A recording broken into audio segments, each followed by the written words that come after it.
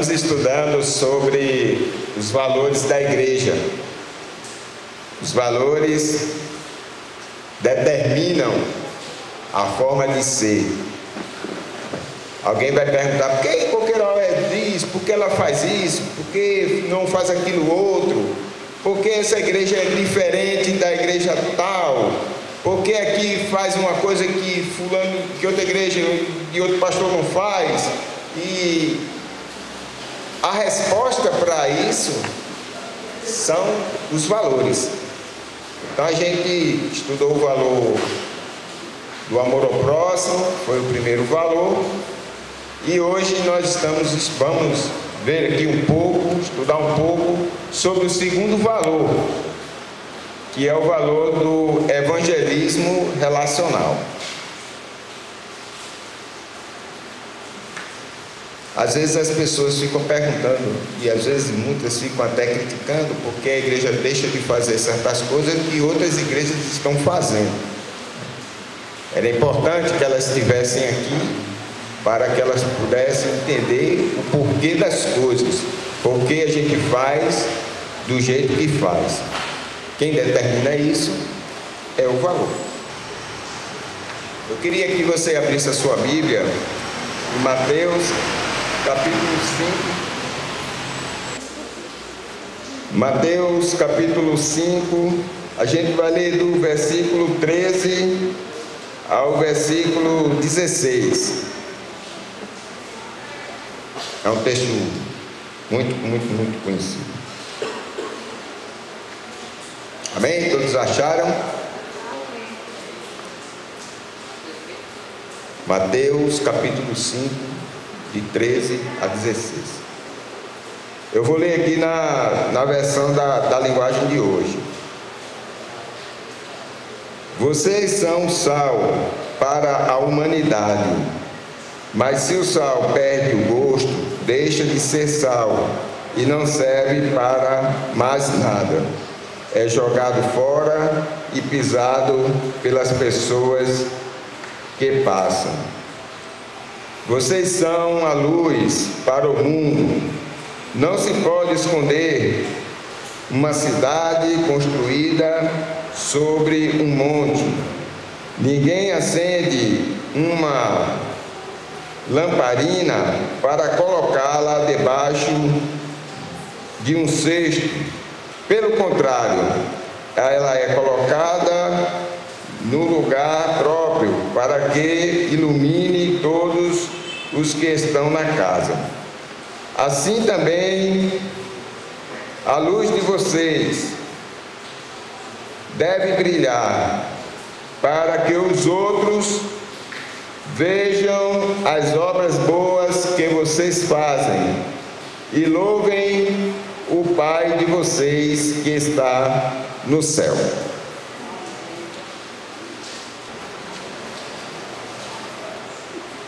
Baseado nesse texto, a gente vai conversar um pouco sobre o evangelismo relacional.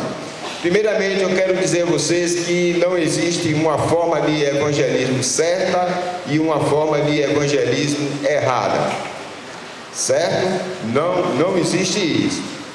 Existem formas, modelos, a maneira como as igrejas pregam o evangelho e às vezes diferenciam uma das outras na forma de fazer, mas não existe certo ou errado. Então, o nosso texto, né,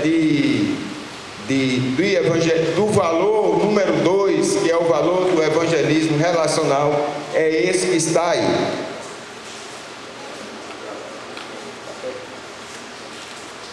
Vamos ver se a gente consegue todos ler. Vamos lá? Está ali.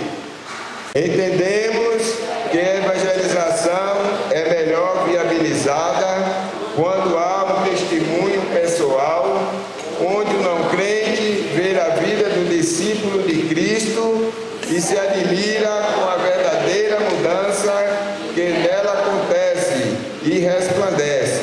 Por isso, valorizamos o contato dos membros da IBC com pessoas das mais diversas esferas da sociedade, nenhuma forma de exclusão, onde o outro se sente valorizado e respeitado como pessoa.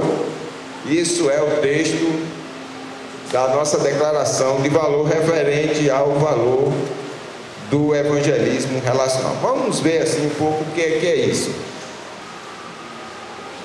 Alguns conceitos, né? O que é o evangelho? O evangelho é uma palavra que significa boa notícia ou as novas. Não é? Jesus, quando estava para nascer, começar o seu ministério na terra, então apareceu a boa notícia, que algo novo, num linguajar nosso seria uma novidade, né? Uma coisa nova e boa, né? Que era a esperança para os povos, a esperança de salvação através de Jesus Cristo. Qual é a mensagem então do Evangelho? Então, todos pecaram e estão separados de Deus. São as leis espirituais que a gente chama. Vamos ficar olhando para ali, eu vou olhar para cá. O resultado da vida do pecado é a morte espiritual. Jesus morreu na cruz pelos nossos pecados, ressuscitou, venceu a morte e oferece perdão aos que creem e se arrependem. Isso é a mensagem do Evangelho. Quem precisa ser evangelizado? Quem ainda não vivenciou esse processo na vida, ou seja, quem ainda não se considerou que é pecador, que como pecador estava afastado de Deus, entendeu que Jesus Cristo morreu pelos seus pecados, reconheceu isso na vida, arrependeu-se dos seus pecados, né, através da fé, creu e obteve o perdão dos pecados. Bom, quem vivenciou isso, independentemente, eu vou falar aqui, da religião, certo? A gente tem um jargão dizendo que diz que só é crente quem é pertencente, só é salvo quem está dentro de uma igreja evangélica, e às vezes uns são mais fundamentalistas e dizem que só na minha igreja, né? Os mais radicais. Mas quem experimentou Cristo na vida e vivencia Cristo já é evangelizado, né? O alvo do evangelismo são aquelas pessoas que ainda não tiveram um encontro pessoal com Jesus na esfera do perdão dos seus pecados. Ok? Então, nós, para o entendimento do que seja o evangelismo relacional, a gente criou aqui 3 tipos de evangelismo. São 3 formas pelas quais a gente evangeliza. A primeira é o evangelismo impessoal, a outra é pessoal e a outra é relacional. Então, na diferença dessas 3 formas, a gente vai entender melhor o que é que a gente quer dizer quando falamos de evangelismo relacional. O impessoal, dirigido ao público. Impessoal, a palavra já está dizendo. Dirigido ao público. Ou seja, a pessoa que está pregando, prega para uma plateia, para um monte de gente, né? Ao mesmo tempo, ele fala e muitas pessoas ao mesmo tempo escutam aquela palavra.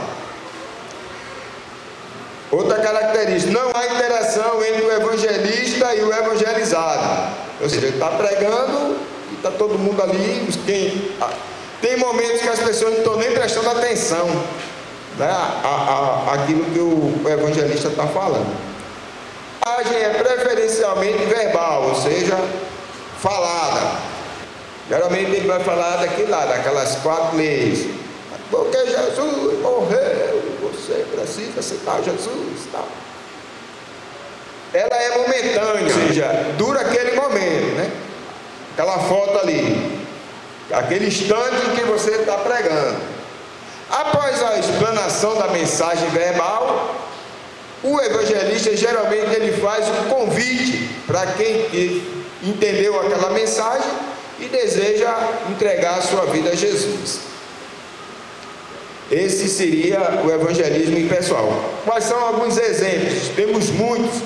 é o tipo de evangelismo que mais se faz, né, na igreja evangélica em geral. Então são conferências evangelísticas. O que é isso? Uma igreja tira uma semana, 3, 4, 5 dias, convida uma pessoa, diz para que as pessoas daquela igreja convidem bem muito visitante, para que encha aquele local ali de pessoas não crentes, e aí aquele convidado, que geralmente nós chamamos de evangelista, porque é uma pessoa que tem a habilidade nas palavras para falar do evangelho, das 4 leis espirituais, e aí ele passa 2, 3, uma semana, dependendo de quantos dias for aquela conferência. Culto ao ar livre nas praças, que todo mundo conhece, hoje em dia é feito muito. Às vezes eu passo e vejo somente o som, parecido com esse aqui, um microfone, um pedestal, um cabo de paletó falando e ninguém presente prestando atenção. Veja, isso a gente vê bastante, né? E tem muitos em praças, hoje em dia, né, na modernidade, bota um trio elétrico, vai aquele som, reúne o povo na praça e uma pessoa prega o evangelho para aquela multidão. No metrô, no ônibus, né, eu tenho andado um pouco de ônibus e de metrô, mas não sei se ainda tem, mas tinha um tempo que eu andava muito de metrô. Meu irmão era toda vez que estava no metrô era 2, 3, quando saía um, chegava outro, né? Pregando, falando, meio dali, né? A veia ficava para fora assim, porque ele queria que as pessoas ouvissem a mensagem do evangelho. Isso está errado? Absolutamente não, certo? É a forma de fazer esse evangelismo impessoal. Nos ônibus, distribuição de folhetos, você vai pela rua fazendo panfletagem, né? Sem muito contato pessoal, você não sabe quem são as pessoas que você está evangelizando. Por isso eu chamei aqui de impessoal, certo? O que a palavra diz? Que a Bíblia diz que a palavra não volta vazia. Então, com certeza, mesmo que o evangelista não tenha muita habilidade, como às vezes a gente vê, né? Às vezes não sabe falar direito, fala a palavra errada, mas ele está semeando a palavra do evangelho. Então as pessoas que, mesmo os que estão caçoando, às vezes estão escutando. É impossível deixar de ouvir aquela mensagem. Mas muitas vezes a mensagem ela vai e o evangelista fez a parte dele. Quem ouviu, ouviu, quem não ouviu, não ouviu, quem entendeu, entendeu, quem não entendeu, não entendeu. Um outro tipo é o tipo do evangelismo pessoal. Quais são as características dele, desse tipo de evangelismo? Ele é feito entre 2 pessoas, ou no máximo um grupo pequenininho, pouca gente. A interação pessoal entre o evangelista e o evangelizador, ou seja, o evangelista e o evangelizador, eles estão frente a frente e interagem. O evangelista fala a mensagem do evangelho, ele pode fazer pergunta e há aquela troca de informação. Muitas vezes o evangelismo pessoal ele termina se transformando em discussão religiosa. Você vai pregar o evangelho para de outra religião, o pessoal ele começa a perguntar, questionar o porquê e fica aquela discussão de ideologia, de doutrina de acordo com a religião de um e do outro. A mensagem também ela é verbal, ou seja, eu falo e o outro escuta, o outro pergunta e eu escuto, mas a transmissão geralmente ela é oral. Muitas vezes, e geralmente também ela é momentâneo, dura ali aquele momento em que você está ali com aquela pessoa. Também após vocês trocarem a mensagem ali e falarem, a pessoa pergunta se a pessoa quer fazer um compromisso com Cristo. Então, quais são os exemplos que nós temos? Visita evangelística numa casa. Então a gente já fez muito isso aqui em Coqueiral Antigo, dia de domingo de tarde. A gente saía, ia para a porta de uma pessoa que vocês que eu não conhecia, pegava lá, a pessoa saía, eu identificava como da igreja, que queria estar, então contava aquela conversa para a pessoa me convidar para entrar. Eu entrava e ali eu já tinha na mente, né, formatada aquela mensagem que eu queria dar. E ali eu pregava com o evangelho e a pessoa ouvia e me perguntava e tal. No fim, eu fazia o convite se a pessoa queria aceitar o evangelho. Se a pessoa dissesse sim, eu louvava a Deus e chamava para vir aqui para dentro da igreja. Se a pessoa dissesse não, eu fazia feito um texto que tem que o cara bate o pó da poeira do pé e ia embora para outra casa.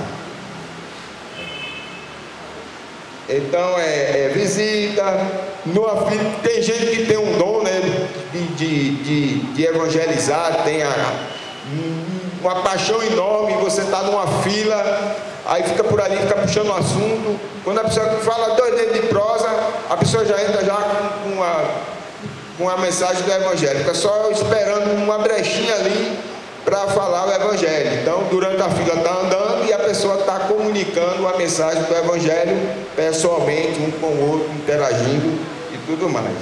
Na rua, etc. Então, é um tipo de evangelismo que acontece entre 2 pessoas, mas geralmente dentro desse modelo, né? A mensagem é verbal, é oral, né? A mensagem é as 4 leis espirituais, ou seja, Deus ama o homem é pecador, Jesus morreu para salvar o homem, arrependimento, salvação e vida eterna. A mensagem passa por isso aí, né? Acontece ali naquele momento. O que então é o evangelismo relacional? Por que ele se diferencia do evangelismo pessoal? Aí agora é onde o bicho vai pegar, porque até agora foi fácil.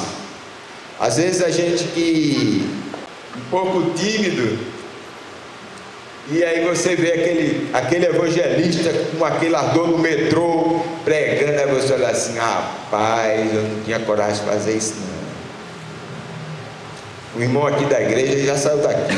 Ele disse que estava no Rio de Janeiro e estava com a Bíblia aí no metrô, e um evangelista pregando o evangelho, e ele começou a ficar prestando atenção e ficava empolgado. De vez em quando ele dava um amém, né, ali, aí de repente a pessoa que estava do lado se levantou. Aí sabe o que foi que o evangelista fez, que estava pregando para lá e para cá? Foi, sentou do lado dele, aí bateu nele: vai, agora é a tua vez.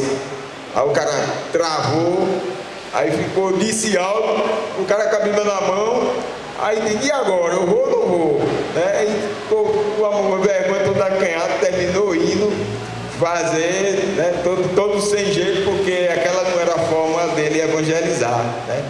Mas eu vou dizer uma coisa a vocês: essa é a forma mais fácil, porque você evangeliza com palavras, e falar é muito bom, certo? É só ser um pouquinho desenrolado. Você chega ali no metrô, você não conhece ninguém conhece você, ninguém conhece sua vida, ninguém sabe onde você mora, e aí você fala à vontade e depois você vai embora, né? Não tem um compromisso de vida. Porque a gente adota o evangelismo relacional como um valor, porque a gente entende que essa é a forma de evangelizar que mais se aproxima, né, aquele modelo que Jesus deseja, porque ela fala exatamente daquilo que a gente leu no texto, de ser sal e de ser luz. Vamos lá ver as características do evangelismo relacional. Primeiro, é feito entre 2 pessoas, né? Ele tem esse caráter pessoal, não é? Há uma intensa interação pessoal entre o evangelizador e o evangelista, ou seja, firma-se laços de relacionamento, de amizade. Veja que já mudou. O primeiro eu falo para um público que eu não sei nem quem é. O segundo eu já falo até para alguma pessoa que eu conheça de alguma forma, mas aquele momento que eu estou falando da mensagem do Evangelho, eu estou apenas ligado em pregar o Evangelho para aquela pessoa que está ali na minha frente. No terceiro já precisa ser desenvolvido relacionamento, amizade.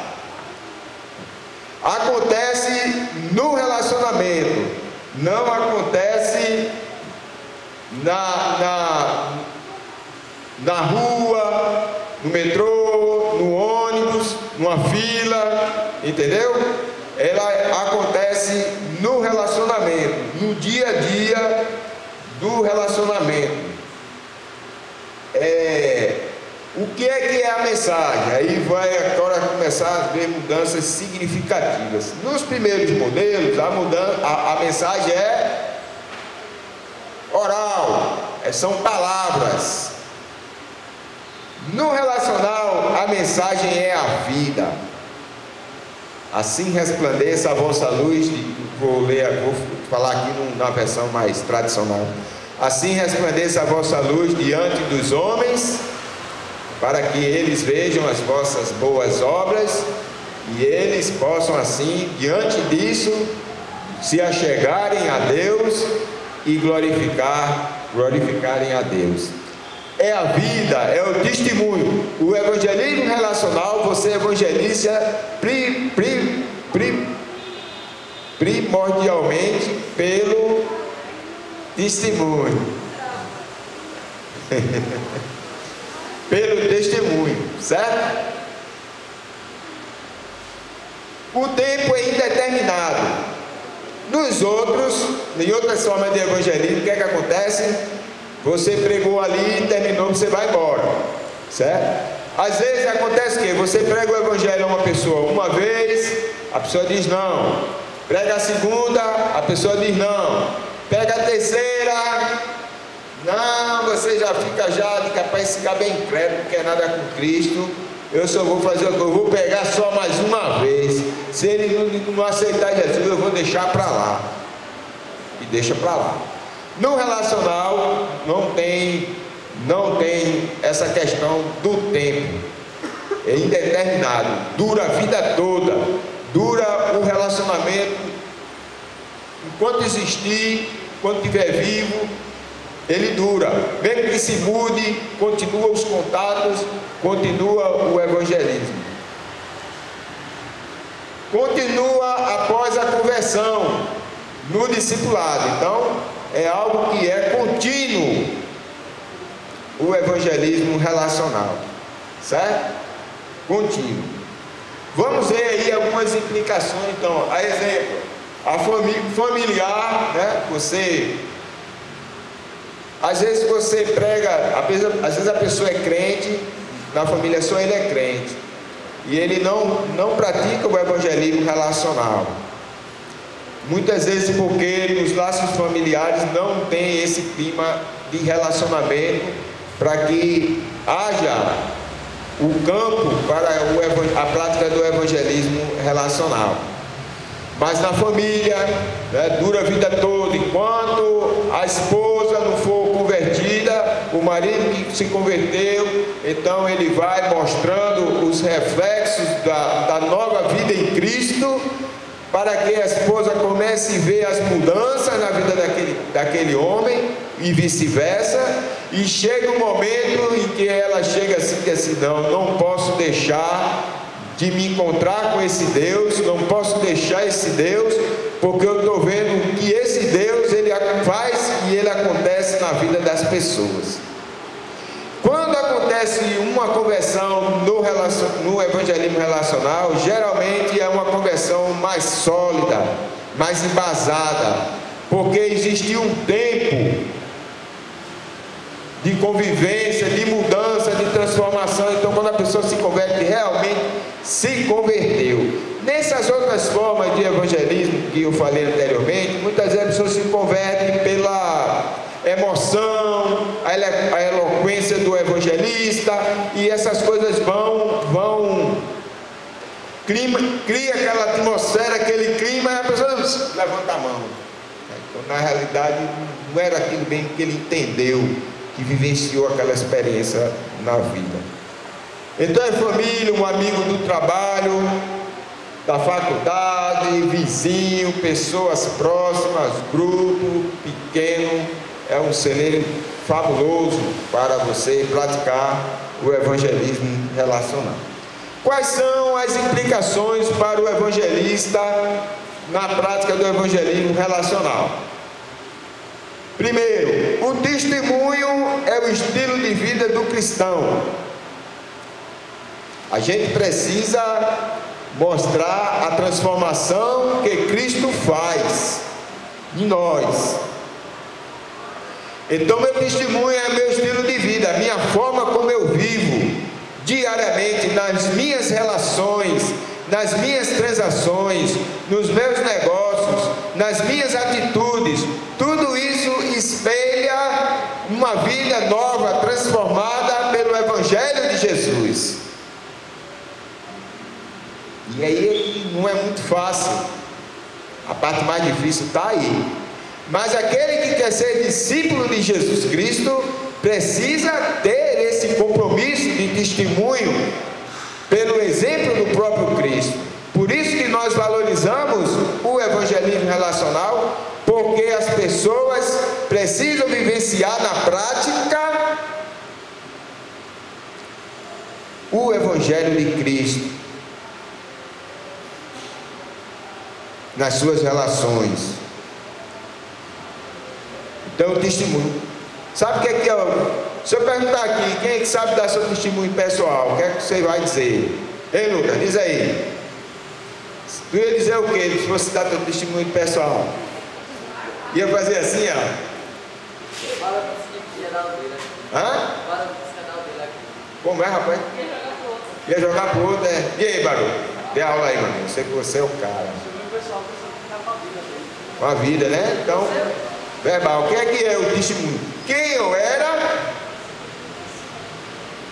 Aí você vai dizer, ou mostrar, ou quem lhe conheceu antes vai ver quem era você, ou você pode verbalizar quem eu era. O que foi, como foi meu encontro com Cristo. Minha experiência de conversão, como é que ela se deu. E quem eu sou agora? Aquele que está em Cristo é o quê? As coisas.